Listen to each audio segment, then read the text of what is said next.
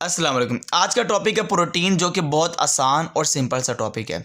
जितने भी प्रोटीन्स होते हैं इनका जो पॉलीमर है जिससे ये मिलकर बनती है उसका नाम अमाइनो एसिड है। हर प्रोटीन को अगर देखा जाए तो इसके अंदर कार्बन, हाइड्रोजन, ऑक्सीजन और नाइट्रोजन एलिमेंट मौजूद होता है। और दुनिया में सबसे ज़्यादा ऑर्गेनिक कंपाउंड जो सेल्स के अंदर मौजूद है उसको नाम देते हैं, दे आर कॉल्ड प्रोटीन है। इवन अगर सेल का ड्राई वेट किया जाए, खुशक किया जाए, तो 50% सिर्फ आपको एक ही चीज़ नज़र आती है, उसका नाम क्या है बेटा? वो प्रोटीन है। अब हर प्रोटीन के अंदर अमाइनो एसिड वेरीज करते हैं। फ्यू से लेकर 3000 तक आपको अमाइनो एसिड नजर आते हैं एक प्रोटीन के अंदर। किसी के अंदर 1000 भी हो सकते हैं, 500 भी हो सकते हैं। तो फ्यू से लेकर 3000 तक आपको नंबर ऑफ अमाइनो एसिड नजर आते हैं एक प्रोटीन के अंदर है। अब प्रोटीन की काफ़ी ज़्यादा टाइप्स है फंक्शन के लिहाज से। जैसे इंजाइम, जितने भी वो प्रोटीन है, और इंजाइम का काम क्या होता है? मेटाबॉलिज्म को कंट्रोल करना सेल के अंदर। हार्मोन भी काफ़ी ज़्यादा ऐसे हैं जो प्रोटीन की नेचर के होते हैं, जिनका काम क्या? रेगुलेट करना मेटाबॉलिक प्रोसेस को। तो मेटाबॉलिक प्रोसेस को रेगुलेट करना किसका काम है? हार्मोन का। हीमोग्लोबिन जो कि प्रोटीन है जिसका काम है कैरी और ट्रांसपोर्ट करना ऑक्सीजन को। फाइब्रिनोजन जो कि ब्लड क्लोटिंग प्रोटीन है, और जो ब्लड क्लोटिंग प्रोटीन फाइब्रिनोजन है ये भी एक प्रोटीन है।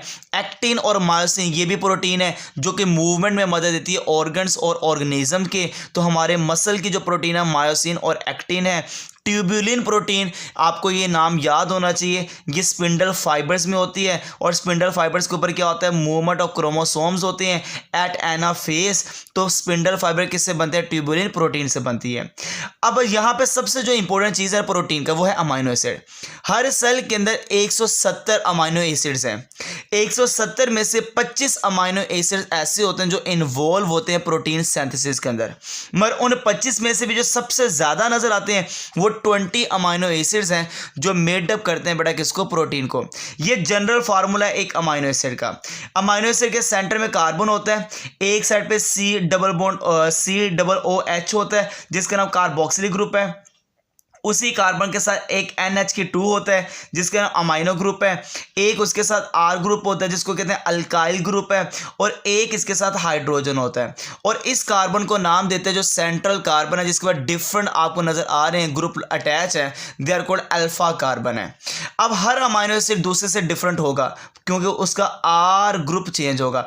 R चेंज करता है बेटा अमाइनो एसिड की टाइप को। जितने भी अमाइनो एसिड हैं उनकी जो डिफरेंट टाइप्स है वो बेस करती है इस R के लिहाज से। जिस R के अंदर ये चेंज होगा वो अमाइनो एसिड भी चेंज होगा। अब आगे एग्जांपल देखते हैं जरा। फॉर एग्जांपल ये मेरे पास एक अमाइनो एसिड है और ये एक अमाइनो एसिड है। ये अमाइनो एसिड का NH2 है, ये NH2 है, सी है, ठीक है।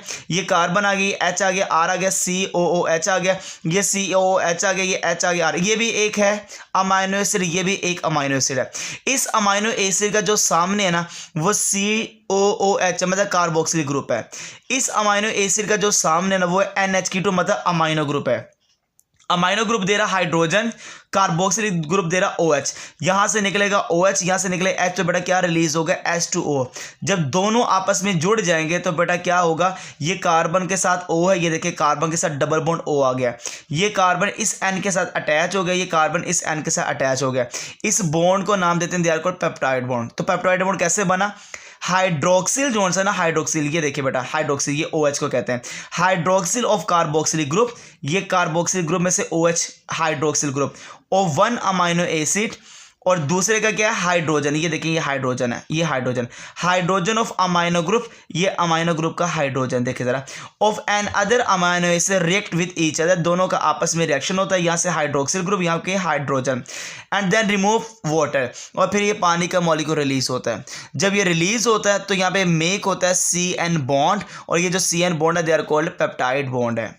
अब जितने भी अमाइनो एसिड मैंने आपको ये बता दिया कि ये R के ऊपर बेस करते हैं, मतलब types of amino acid base upon alkyl group.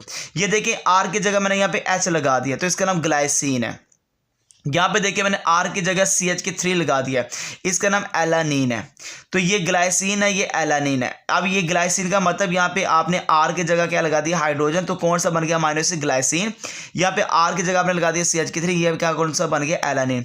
जब दोनों का आपस में रिएक्शन हो तो सेम यहाँ से OH जाएगा, यहाँ से हाइड्रोजन जाएगा, वाटर रिलीज होगा, ये बॉन्ड डेवलप हो जाएगा। अब इसका नाम क्या? ग्लाइसिल एलानीन। ये बड़ा इंपॉर्टेंट शॉर्ट क्वेश्चन भी है। ग्लाइसिल एलानीन बन गया। तो ग्लाइसिन एलानीन एलानिन जब आपस में मिल जाए तो क्या बनता है, ग्लाइसिल एलानिन बन जाता है। हम इसको नाम देते हैं they are called dipeptide. 2 amino acid हैं, दे आर कॉल्ड डाईपेप्टाइड। मतलब 2 अमाइनो एसिड सब यूनिट्स को क्या नाम देंगे, डाईपेप्टाइड। अगर मैं इसके साथ तीसरा भी जोड़ दूंगा, they are called tripeptide. 3 amino acid का सब यूनिट। अगर देखा जाए यहाँ पे 4 होगा, सॉरी यहाँ पे 3 नहीं आएगा, यहाँ पे 4 आएगा। अगर 4 होगा तो टेट्रापेप्टाइड है, और अगर मैनी होगा तो दे आर कॉल्ड पॉलीपेप्टाइड है। तो यहाँ पे नंबर ऑफ अमाइनो एसिड के लिहाज से हमने यहाँ पे पेप्टाइड बनाए हैं, डाईपेप्टाइड, ट्राईपेप्टाइड, टेट्रापेप्टाइड और पॉलीपेप्टाइड। ये बहुत आसान सा टॉपिक था, आपने एज इट इज पेपर में लिखना होता है, इंशाल्लाह आपके नंबर नहीं कटेंगे। इसमें से शॉर्ट क्वेश्चन और एमसीक्यूज काफ़ी दफ़ा पेपर में आ चुके हैं, जिसमें जनरल फार्मूला ड्रा करें अमाइनो एसिड का, या आप ये बताएं कि डिफाइंड पेप्टाइड बॉन्ड क्या होता है। ये सारे के सारे शॉर्ट क्वेश्चन हैं और ये टॉपिक बहुत ही ज़्यादा इंपॉर्टेंट भी है। ओके बेटा, अल्लाह हाफिज़।